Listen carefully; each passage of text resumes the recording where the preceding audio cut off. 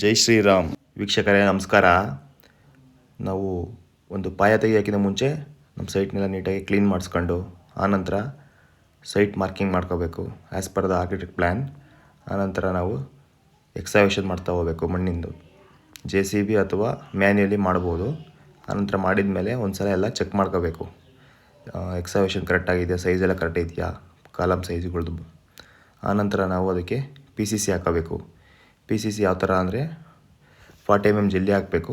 ಆಮೇಲೆ ಅದಕ್ಕೆ ಮರಳು ಮತ್ತು ಸಿಮೆಂಟ್ನ ಮಿಕ್ಸ್ ಮಾಡಬೇಕು.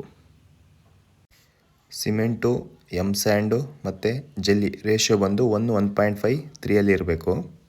ಆನಂತರ ಅದಕ್ಕೆ ನಾವು ವಾಟರ್ ಬಿಟ್ಟು ಕ್ಯೂರಿಂಗ್ ಮಾಡಬೇಕು. ಆಮೇಲೆ ಮ್ಯಾನ್ಯುಯಲಿ ಅದನ್ನು ತಟ್ಟಿ ನಾವು ಅದನ್ನು ನೀಟ್ ಮಾಡ್ಕೋಬೇಕು. ಆನಂತರ ನಾವು ಕಾಲಮ್ ಪ್ಲೇಸಿಂಗ್ ಎಲ್ಲಿ ಮಾಡ್ತೀವೋ ಅದನ್ನ ಮಾರ್ಕಿಂಗ್ ಮಾಡ್ಕೊಂಡು ಆಮೇಲೆ ಬಾರ್ ಬೆಂಡಿಂಗ್ ವರ್ಕ್ ಸ್ಟಾರ್ಟ್ ಮಾಡಿ ನಾವು ಡಬಲ್ ಮ್ಯಾಟ್ ಹಾಕಿದ್ದೀವಿ. ಡಬಲ್ ಮ್ಯಾಟ್ ಹಾಕಿ ಮತ್ತು ಕಾಲಮ್ನೆಲ್ಲ ಪ್ಲೇಸ್ಮೆಂಟ್ ಮಾಡಬೇಕು. ಕಾಲಮ್ ಕೂರಿಸ್ಬೇಕಾದ್ರೆ ಸೈಡಿಂದ ಮಣ್ಣೆಲ್ಲ ಬೀಳುತ್ತೆ. ಆ ಮಣ್ಣೆಲ್ಲ ನೀಟಾಗಿ ಕ್ಲೀನ್ ಮಾಡ್ಕೊಬೇಕು. ನೀರು ಹಾಕಿ ಪೈಪಲ್ಲಿ ಪ್ರೆಷರ್ ಹಾಕಿ ನೀರು ಬಿಟ್ಟರೆ ನೀಟೆಲ್ಲ ಮಣ್ಣೆಲ್ಲ ಸೈಡ್ಗೆ ಹೋಗುತ್ತೆ. ಆನಂತರ ನಾವು ಅದಕ್ಕೆ ಸೆಂಟ್ರಿಂಗ್ ವರ್ಕ್ ಮಾಡಿ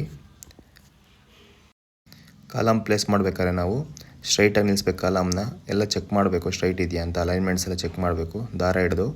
ಆನಂತರ ಅದಕ್ಕೆ ಸಾರ್ವೆ ಕಡ್ಡಿ ಕಟ್ಟಿ ಅದು ಅಳ್ಳಾಡ್ದಂಗೆ ನೋಡ್ಕೊಬೇಕು. ಆಮೇಲೆ ಅದಕ್ಕೆ ಸೆಂಟ್ರಿಂಗ್ ವರ್ಕ್ ಮಾಡಿ ಆನಂತರ ನಾವು ಕಾಂಕ್ರೀಟ್ನ ಹಾಕಬೇಕಾಗುತ್ತೆ. ಇದು ಬಂದು ನಾವು M20 ಗ್ರೇಡ್ ಕಾಂಕ್ರೀಟ್ ಹಾಕಿದ್ದೀವಿ. ಮಿನಿಮಮ್ ಇದು 2 ಇಂದ 2.5 ಫೀಟ್ ಅಷ್ಟು ಹೈಟ್ ಇದೆ. ಆನಂತರ ಅದಕ್ಕೆ ನಾವು ಪೆಡಸ್ಟಲ್ ಕೂಡ ಹಾಕಿ ಕಾಲಮ್ನ ನಾವು ಭೂಮಟ್ಟದವರೆಗೂ ರೈಸ್ ಮಾಡ್ಕೊಂಡಿದ್ದೀವಿ. ಕಾಲಮ್ ಕಾಂಕ್ರೀಟ್ ಆದಮೇಲೆ ನಾವು ಮಿನಿಮಮ್ 7 days ಅದನ್ನ ಕ್ಯೂರಿಂಗ್ ಮಾಡಬೇಕು ಫುಟ್ಟಿಂಗೆಲ್ಲ. ಆನಂತರ ನಾವು ಬ್ಯಾಕ್ ಫಿಲ್ಲಿಂಗ್ ಸ್ಟಾರ್ಟ್ ಮಾಡಬೇಕು. ಬ್ಯಾಕ್ ಫಿಲ್ಲಿಂಗ್ ಸ್ಟಾರ್ಟ್ ಮಾಡಿದ ಮೇಲೆ ಅದಕ್ಕೆ ನಾವು ನೀರನ್ನ ಹಾಯಿಸಿ ಚೆನ್ನಾಗಿ ಅದನ್ನು ಮಣ್ಣು ಕೂರೋ ಥರ ಮಾಡಬೇಕು. ಎಲ್ಲೂ ಮಣ್ಣು ಲೂಸ್ ಆಗಬಾರ್ದು. ಮತ್ತು ಒಂದು ಮಿನಿಮಮ್ ಅದು ಕೂಡ 7 days ನಾವು ನೀರು ಹಾಯಿಸಿ ಮಣ್ಣು ನೀಟಾಗಿ ಕೂರಂಗೆ ಮಾಡಬೇಕು. ಮಣ್ಣೆಲ್ಲ ಕೂತಾದ ನಂತರ ನಾವು ಕಲ್ಪಾಯಿ ಹಾಕಬೇಕಾಗುತ್ತೆ. ಮಿನಿಮಮ್ 2-3 ಕೋರ್ಸು ಅದಕ್ಕೆ ನಾವು ಕಲ್ಪಾಯಿ ಹಾಕೊಬೇಕು ಭೂಮಟ್ಟದವರೆಗೂ. ಅನಂತರ ನಾವು ಕಾಂಕ್ರೀಟ್ ಬೇಸ್ ವರ್ಕ್ ಮಾಡಬೇಕು 2 ರಿಂದ 3 ಇಂಚು. ಇದು ಮಾಡೋದ್ರಿಂದ ನಮಗೆ ಶಟ್ರಿಂಗ್ ವರ್ಕ್ ಮಾಡೋಕ್ಕೆ ಈಸಿ ಆಗುತ್ತೆ. ಮತ್ತು ಶಟ್ರಿಂಗ್ ವರ್ಕ್ ಮಾಡಿದ್ದಾದಮೇಲೆ ನಾವು ಬಾರ್ ಬೆಂಡಿಂಗ್ ವರ್ಕ್ ಸ್ಟಾರ್ಟ್ ಮಾಡ್ಕೊಂಡು ಬಾರ್ ಬೆಂಡಿಂಗ್ ವರ್ಕ್ ಮಾಡಬೇಕಾದ್ರೆ ಅಷ್ಟೇ ನಾವು ನೀಟಾಗಿ ಕಂಬಿ ಎಲ್ಲ ಕಟ್ಟಿರೋದನ್ನ ಚೆಕ್ ಮಾಡ್ಕೊಬೇಕು. ಎಕ್ಸ್ಟ್ರಾ ಬಾರ್ ಎಲ್ಲೆಲ್ಲಿ ಬರುತ್ತೋ ಅದನ್ನೆಲ್ಲ ನೋಡಿ ಎಂಡಲ್ಲೆಲ್ಲ ಕಂಬಿನ ಬೆಂಡ್ ಮಾಡಬೇಕು. ಆನಂತರ ನಾವು ಇದಕ್ಕೆ ಶಟ್ರಿಂಗ್ ವರ್ಕ್ ಮಾಡಿ ಶಟ್ರಿಂಗ್ ವರ್ಕಲ್ಲಿ ಕೂಡ ನಾವು ಗ್ಯಾಪ್ ಸುತ್ತು 1 ಇಂಚ್ ಗ್ಯಾಪ್ ಬರೋ ಥರ ಮಾಡಿ ಕಾಂಕ್ರೀಟೆಲ್ಲ ನೀಟಾಗಿ ಫಿಲ್ ಆಗೋ ಥರ ನೋಡ್ಕೋಬೇಕು. ಕಾಂಕ್ರೀಟ್ ಹಾಕ್ಬೇಕಾದ್ರೆ ಕಂಪಲ್ಸರಿ ನಾವು ವೈಬ್ರೇಟರ್ನ ಯೂಸ್ ಮಾಡಬೇಕು. ವೈಬ್ರೇಟರ್ ಯೂಸ್ ಮಾಡೋದ್ರಿಂದ ಎಲ್ಲಿ ವಾಯ್ಡ್ಸು ಅಥವಾ ಹನಿಕಾಮ್ಸು ಬರೋದಿಲ್ಲ.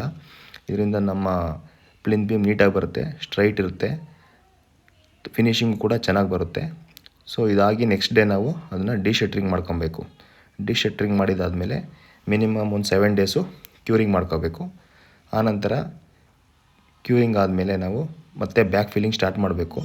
ಮಣ್ಣು ಹಾಕಿ ಅದಕ್ಕೆ ಚೆನ್ನಾಗಿ ನೀರು ಹಾಯಿಸ್ಬೇಕು. ತುಂಬ ಜಾಸ್ತಿನೇ ನೀರು ಹಾಕಿದರೆ ನೀಟಾಗಿ ಮಣ್ಣು ಕೂರುತ್ತೆ. ಅಟ್ಲೀಸ್ಟ್ ಒಂದು 7 days ಆದರೂ ನಾವು ಮಾಡಲೇಬೇಕು. ಆಮೇಲೆ ಅದು ಡ್ರೈ ಆಗಿಬಿಡ್ಬೇಕು. ಮಣ್ಣು ಡ್ರೈ ಆದಮೇಲೆ ಮತ್ತೆ ನಾವು ಅದಕ್ಕೆ ದಪ್ಪ ಜಲ್ಲಿ 40 mm ಜಲ್ಲಿ ಹಾಕ್ಕೊಂಡು ಸ್ಯಾಂಡ್ ಹಾಕ್ಕೊಂಡು ಸಿಮೆಂಟ್ ಹಾಕ್ಕೊಂಡು ನಾವು ಅದನ್ನು PCC ವರ್ಕ್ನ ಮಾಡಬೇಕು. ನಾವು PCC ಆಗೋಕ್ಕೆ ಮುಂಚೆ ರೂರಲ್ ಏರಿಯಾಗಳಾದರೆ ಆ್ಯಂಟಿ ಟರ್ಮೈಟ್ ಟ್ರೀಟ್ಮೆಂಟ್ನ ಕಂಪಲ್ಸರಿ ಮಾಡಬೇಕಾಗುತ್ತೆ. ಇದು ಮಾಡೋದ್ರಿಂದ ಫ್ಯೂಚರಲ್ಲಿ ನಾವು ಯಾವುದೇ ಥರ ಗೆದ್ದಲಿಡಿಯಲ್ಲ ಮರಗಳು. ಅದಾದ ನಂತರ ನಾವು PCC ಹಾಕಿ ಅದನ್ನು ಅಟ್ಲೀಸ್ಟ್ ಒಂದು 2-3 days ಕ್ಯೂರಿಂಗ್ ಮಾಡಿ ನಾವು ಗೋಡೆ ಕೆಲಸ ಸ್ಟಾರ್ಟ್ ಮಾಡ್ಬೋದು. ಇನ್ನೂ ಹೆಚ್ಚಿನ ಕನ್ಸ್ಟ್ರಕ್ಷನ್ ಟಿಪ್ಸ್ಗಾಗಿ ನಮ್ಮ ಪೇಜ್ನ ಫಾಲೋ ಮಾಡೋದನ್ನ ಮರಿಬೇಡಿ. ಧನ್ಯವಾದಗಳು.